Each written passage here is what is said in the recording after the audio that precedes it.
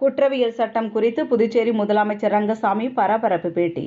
மத்திய அரசு கொண்டு வந்த 3 புதிய சட்டங்களை புதுச்சேரி மாநிலத்தில் அறிமுகப்படுத்தும் விழா இந்திரா காந்தி அரசு மருத்துவக் கல்லூரி வளாகத்தில் நடைபெற்றது. இவ்விழாவில் பங்கேற்ற முதலமைச்சர் ரங்கசாமி புதிய குற்றவியல் சட்டங்களை அறிமுகம் செய்து வைத்தார்.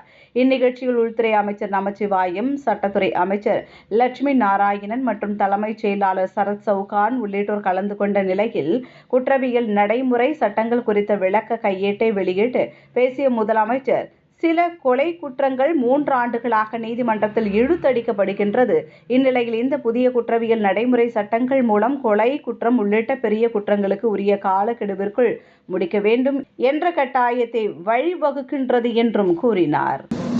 அப்படி ஒரு காலக்கெடுவுக்குள் முடிக்க வேண்டும் கட்டாயத்தை இப்போது புதிய 3 புதிய குற்றவியல் சட்டங்கள் இங்கே கொண்டு வந்திருக்கு, நம்ம கொடுத்திருக்கிறது. 2019 தொடங்கி இருக்கிறாங்க. நிறைய ஆய்வு செய்து ஆய்வு செய்து அதை இப்போ அறிமுகப்படுத்தணும். பொறுத்தவரை இன்னும் நிறைய ஒரு பொதுமக்களுக்கு சரியா தெரியணும். அதான் எல்லா வித மக்களுக்கும் அந்த குற்றத்தை குறிச்சிட்டே அவங்களுக்கு தெரியணும்.